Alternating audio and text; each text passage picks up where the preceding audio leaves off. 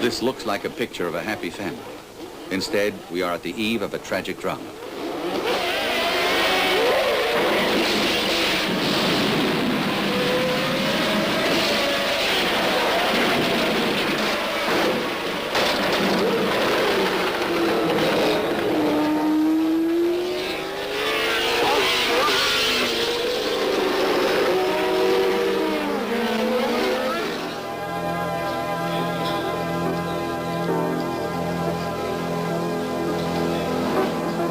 For years, the safety of the Monza track was questioned, and Peterson's death reopened the argument. Taking advantage of this, the British opted for Imola.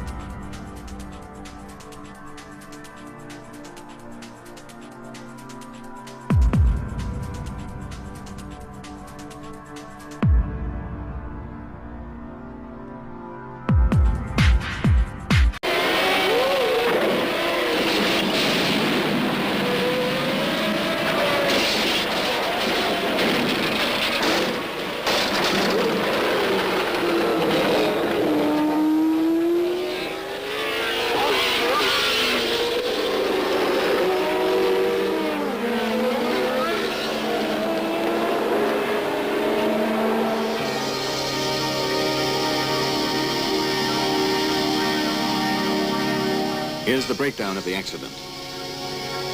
Hans McLaren bumps Peterson. The Swede's Lotus is about to hit the guardrail.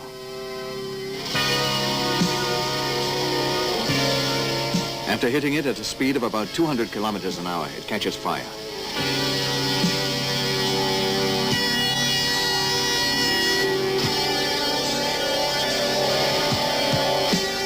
The car bounces to the center of the track, and the resulting pileup involves 10 other cars. The grand jury of drivers will later accuse Patrese of causing it. Riccardo Patrese's responsibility will never be proven. He paid because of his youth, his impetuousness.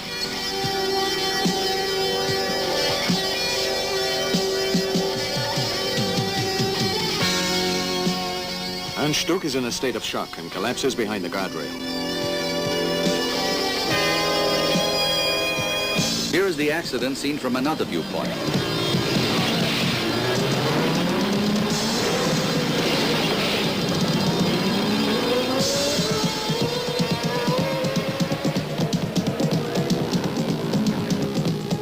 Notice how Hunt runs to the aid of Peterson.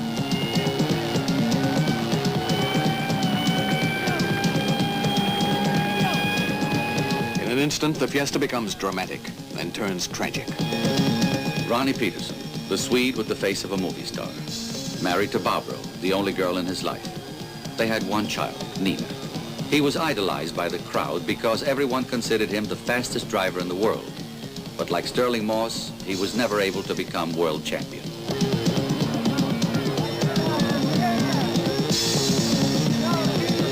Newsmen, photographers, mechanics, and track workers rushed toward the scene of the accident.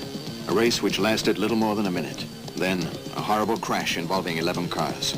Here, the police move in, brandishing clubs as if they were putting down a riot.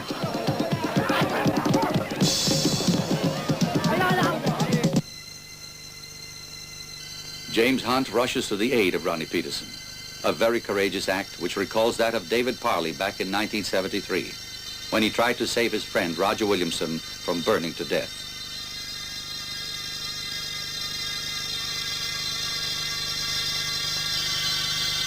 Ronnie Peterson is lying on the ground. His instinct, identical to that of Niki Lauda when he was pulled from the flames at Nürburgring, is to look at his hand. For him, that lacerated hand represents life.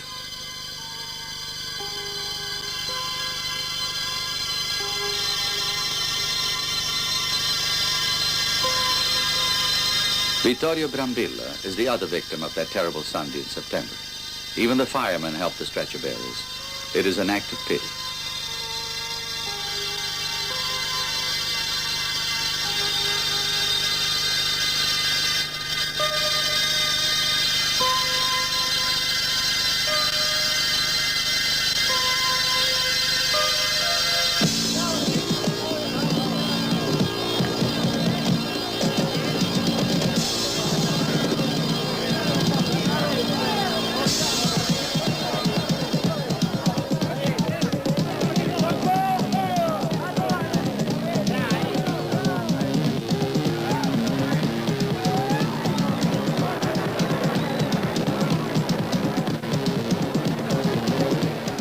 Ronnie Peterson is completely conscious and is carried away on a stretcher. He will be taken to a hospital in a helicopter. No one worries about him. They say he suffered only a broken leg. Vittorio Brambilla seems to be the most seriously injured.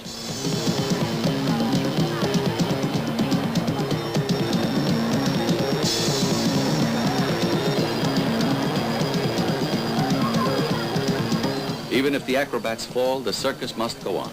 The crowd must be satisfied. They paid for their tickets, didn't they?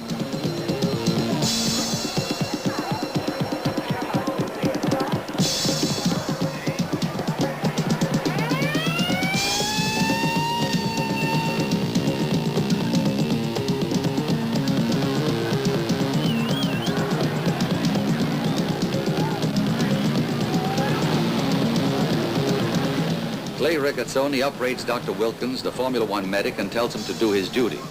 Clay's gestures are eloquent.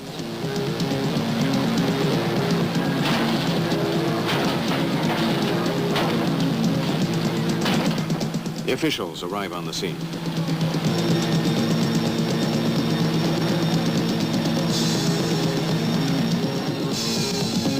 Andretti and Chapman try to reconstruct what happened.